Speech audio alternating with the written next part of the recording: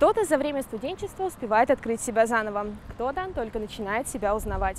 А наши сегодняшние героини, выпускницы СГУ Арина Полупанова и Анастасия Шкондина, уже неоднократно доказывали свое мастерство. Но начнем эту историю сначала.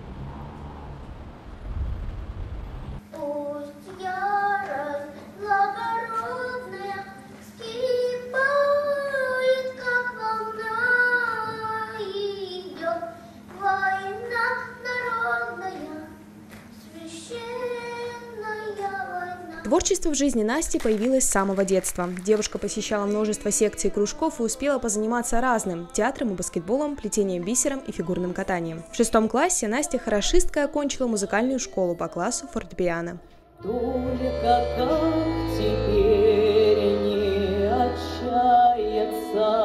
Свои успехи в музыке девушка продолжила демонстрировать и в университете. За время обучения она поучаствовала во множестве мероприятий как регионального, так и всероссийского масштаба. В том числе уже трижды съездила на федеральный этап «Студ весны» и наконец-то вернулась с личной наградой. А в глазах задорный пламень, все-то ты умеешь, Ваня, дом построить можешь, Ваня, можешь песню любви сложить. Я после выступления на следующий день ходила на мастер-класс к Надежде Крыгиной, это как раз народная певица, которая была в жюри. И пока несли сам протокол ей, она начала говорить всем: вот девушка про Ваню, которую пела. Я такая: это я тут.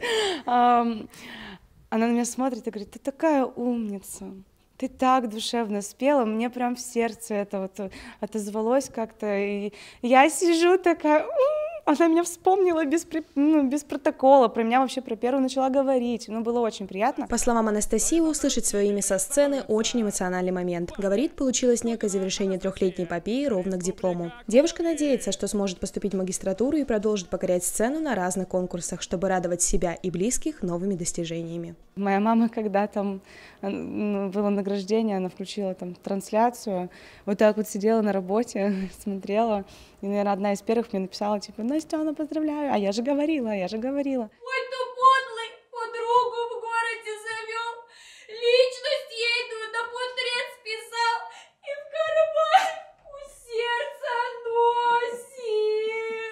Поддержка близких важна для каждого человека. Другая лауреатка не стала исключением, ведь любовь к театру у Арины, кажется, родилась вместе с ней. Как отмечает девушка, все ее выступления с самого раннего детства и до сегодняшнего дня всегда поощрялись родными. Именно поэтому для нее воспоминания, связанные со сценой и семьей, одни из самых теплых и ценных. И вообще с детства бабушка всегда мне говорила: ну ты артистка, ну артистка. Я и частушки пела, и песенки, и танцевала, и любила все.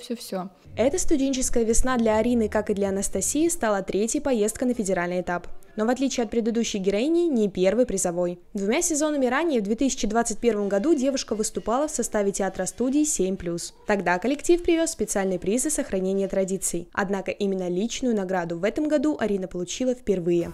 Лауреатом второй степени также становится «Зеркальце». Полупанова Арина, Республика Коми!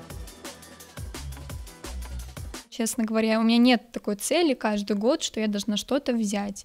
Я еду просто для себя показать какой-то номер, себя с какой-то хорошей стороны. Все равно атмосфера студенческой весны, она такая классная. Каждый год ты ждешь май, чтобы поехать, чтобы попытать удачу, чтобы встретиться с друзьями, с которыми ты не виделась целый год. На сцене Пермской «Студ весны» Арина выступала сольно с поморской сказкой «Зеркальце» и в составе студенческого театра «Овсянка» с авторской постановкой «Мысли». По словам девушки, когда играешь в коллективе, возрастает ответственность, так как каждый делает свой вклад в итоговый результат. В то же время выступать совместно гораздо спокойнее, потому что можно разделить эту ответственность с другими ребятами на сцене. И очень отрадно и приятно, что в этом году Республику Коми заметили, и как театром, и наши сольные выступления у ребят, давали нам комментарии. Здорово. Конечно, была и критика, но она была очень трезвая и обоснованная. Девушки надеются, что их опыт станет для кого-то примером и поможет не бояться делать то, что хочется, и не сдаваться. Возможно, что в будущем на «Студ весне», да и во многих других конкурсах мы еще чаще будем слышать название нашего университета. Ангелина Макарова, Полина Холодова, учебное телевидение СГУ.